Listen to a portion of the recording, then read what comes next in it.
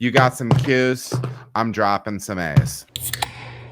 First question comes from a friend of the show. September and June on YouTube. Hey there, Adam Makes Beer. What pressure did you ferment that lager at? And beside the lacing or head retention, was there any ester in there? September and June and I have been having an ongoing conversation about the lagers that we're fermenting. The fact that I am doing some, I just brewed that hoppy pills with a Spunding valve.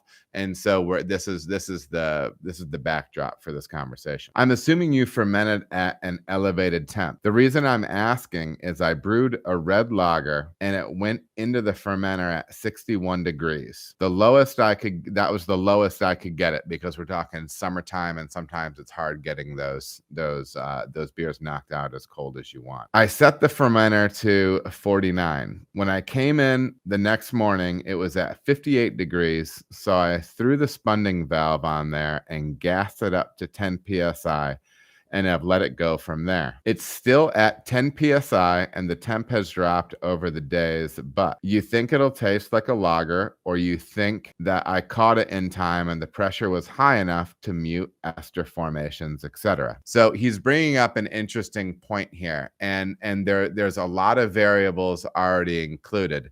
But one of the important things is that one of the side effects of fermenting under pressure tends to be the reduction of ester formation. And that's what September is referring to right here. I asked him for some follow-up data, some more details, maybe some more, I asked him for some more, whether it be details, fermentation details, sensory, stuff like that. And he said, the red lager tasted fine. It started at 1066. So that's a big boy on May 25th and is currently at 1024 and at 48 degrees. It was sent to the FV on May 25th at 61, the lowest I could get it. And on 5/26, it was at 58 degrees and fermenting vigorously.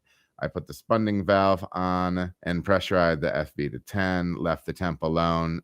It's still running at 49 degrees. From a sensory standpoint, he doesn't seem to be picking up any issues or having anything be off as far as the fermentation goes. Now, September's doing a range of things here, right? He is fermenting down at 49 ultimately, but he had to knock out closer to 61. So the first time the yeast is making contact with that wort, it's at a warmer temperature. I do believe you can, and I'll say this, I think it's worth exploring how clean of a beer you can make at higher temperatures with lagers. There's some anecdotal evidence that suggests, especially with something like 3470, that fermentation temperature range for clean lager may be a little bit broader than what we might think sometimes. That will also come down to yeast health, viability. So he was pitching warmer because that's as cool as he can get his wort, and continued to crash it at another ultimately 12 degrees. He knew that there's the potential of maybe he's going to have some more esters form as that beer is fermenting. And so he slapped the Spunding valve on, put it up to 10 psi to potentially start, hey, maybe we can suppress this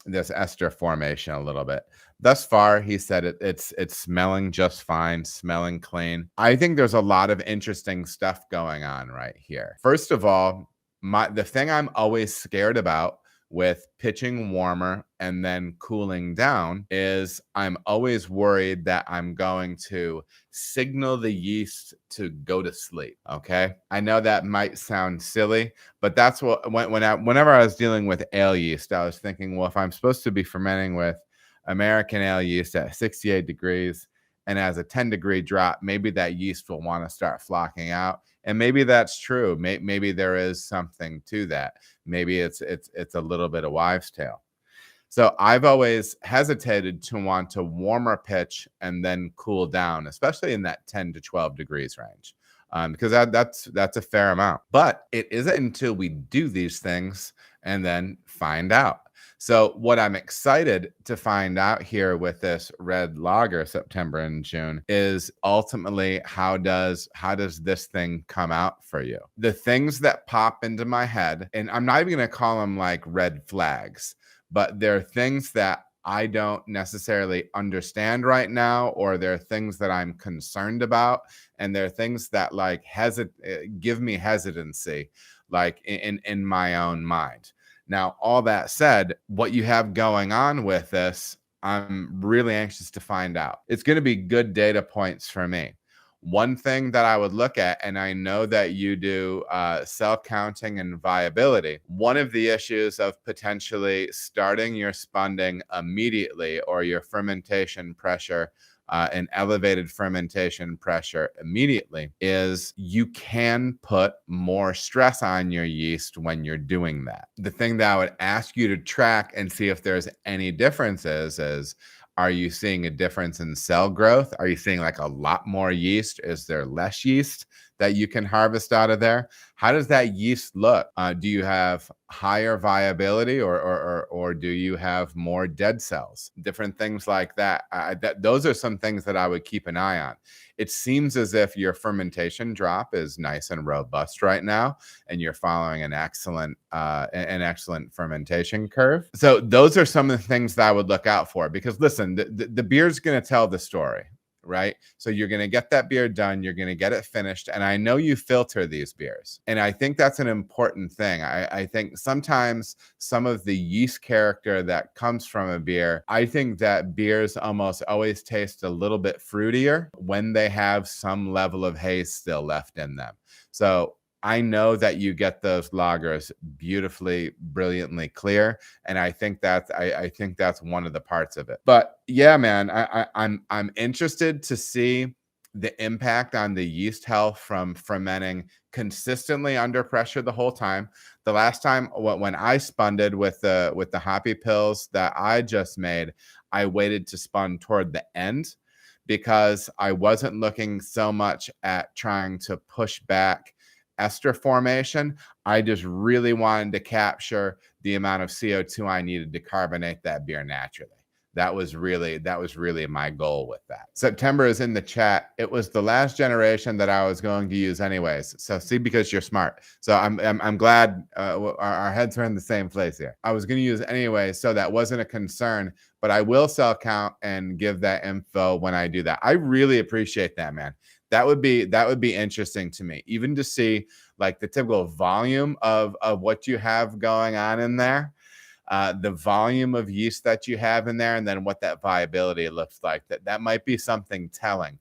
And another thing that I would look out for is I would continue to, you may be accustomed to when that yeast strain, September, is it 3470 that you're using? Or is it something else? But if being that you spunded like this time, and it was 2206 off the top, I'm not sure which one that is, but I can find a conversion chart for it. But anyways, the information is out there, so that's good. If you are used to that lager strain and you're used to if and when it produces sulfur, keep being aware of it. All right. Like keep going for it, and stay suspicious of sulfur until you get that beer into the glass. Okay. Because I had some interesting conversations with the great and powerful Alex Gruber from Imperial Yeast.